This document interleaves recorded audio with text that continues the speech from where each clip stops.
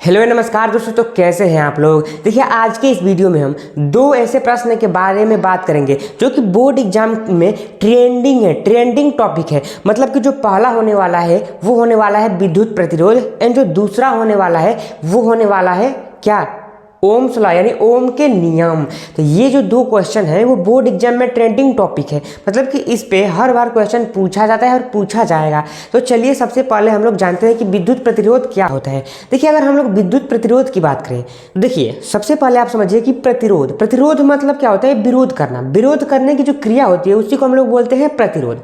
अब देखिए विरोध किस प्रकार से होता है। मान लीजिए कि आप अपने पिताजी से कह रहे हैं कि हमको घूमने कहीं जाना है और आपके पिताजी कह रहे हैं कि आपको नहीं जाना है, यानी कि आप तो जाना चाहते हैं बट आपके पिताजी नहीं जाने दे रहे हैं, यानी कि वो विरोध कर रहे हैं, राइट। तो वही होंगे प्रतिरोध। आप यहाँ पे देखिए कि विद्युत धारा के प्रवाह का विरोध करना ही प्रतिरोध कहलाता है, राइट। ये हमारा फर्स्ट परिभाषा है कि विद्युत धारा के प्रवाह का विरोध करना ही क्या कहलाता है, प्रतिरोध कहलाता है, राइट। तो ये हमारा शॉर्टकट में परिभाषा है। अब हम इसको थोड़ा विस्तृत रूप में जाते हैं। देखिए यहाँ पे क्या कहा जा रहा है कि चालक तार के सिरों पर उत्पन्न विभवांतर तथा उसमें प्रवाहित होने वाली धारा के अनुपात को हम लोग प्रतिरोध बोलते हैं, राइट। क्या कहा जा रहा है कि चालक तार के सिरों पर उत्पन्न विभवांतर तथा उसमें प्रवाहित धारा के अनुपात को हम लोग प्रतिरोध कहते हैं, राइट। आप यहाँ पे देखिए एक है विभवांतर एंड एक क्या है, ये धारा। विभवांतर को हम लोग डिनोट करते हैं भी से एंड जो धारा होता है वो होता है हमारा आई, राइट। तो इन्हीं दोनों के अनुपात को यानी कि V/I के अनुपात को हम लोग क्या बोलते हैं, देखिए यहाँ पे क्या बोलते हैं, प्रतिरोध। यानी प्रतिरोध को हम लोग R से करते हैं तो R = V/I। यही है हमारा विद्युत प्रतिरोध का फॉर्मूला एंड विद्युत प्रतिरोध। यानी कि किसी चालक तार में देखिए यहाँ पे क्या लिखा है, चालक तार के सिरों पर उत्पन्न विभवांतर। मान लीजिए चालक तार है, इनके सिरे एक, इनके सिरों के बीच उत्पन्न विभवांतर, राइट। एंड जो ये चालक तार है उसमें प्रवाहित धारा, इन दोनों के अनुपात को हम लोग विद्युत प्रतिरोध बोलते हैं, राइट। प्रतिरोध को किससे डिनोट करते हैं, R से। विद्युत प्रतिरोध को डिनोट करते हैं हम लोग R से, राइट। अब देखिए कि विद्युत प्रतिरोध कौन सा राशि है, एक अदिश राशि है। विद्युत प्रतिरोध एक अदिश राशि है एंड इसका जो मात्रक है वो है वोल्ट एम्पियर। अब ये वोल्ट एम्पियर कैसे आया, आप इसको सूत्र में से ही निकाल सकते हैं। देखिए सबसे पहले जो विभवांतर होता है इसका जो मात्रक होता है वो होता है वोल्ट, राइट। एंड जो धारा होता है आई, उसका जो मात्रक होता है वो होता है एम्पियर,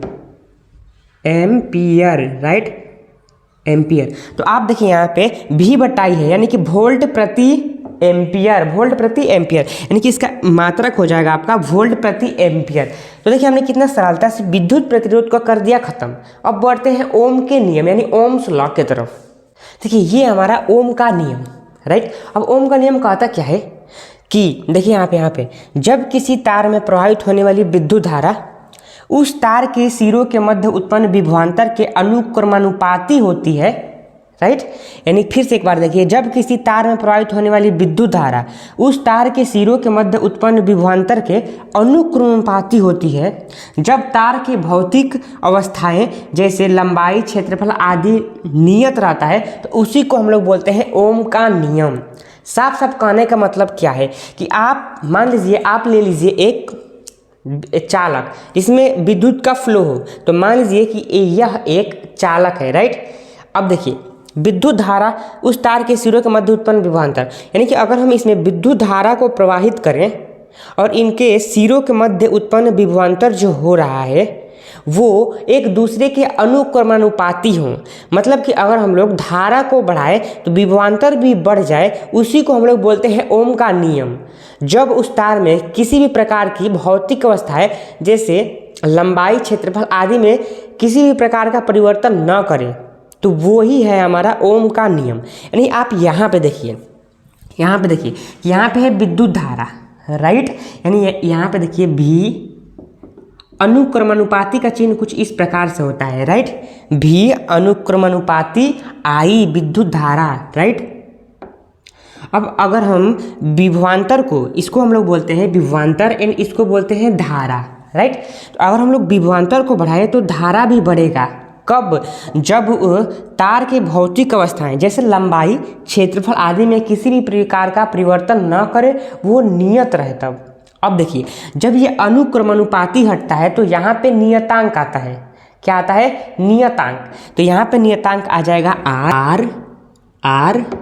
देखिए आर तो आता ही है, बट इसके पीछे बराबर का भी चिन्ह आ जाता है। अब इसके पीछे है भी, तो भी को उतार देंगे। अब देखिए ये अनुक्रमानुपाती का जो चिन्ह है वो हट गया, तो यहाँ पे हो जाएगा आई, राइट। यानी कि भी इज इक्वल टू आई को इधर कर देंगे आई आर। ये हो गया हमारा ओम्स का नियम और उसके फॉर्मूला, राइट। तो ये इसको आप देखिए कि हमने कितनी सरलता से ओम का नियम और विद्युत प्रतिरोध को समझ लिया।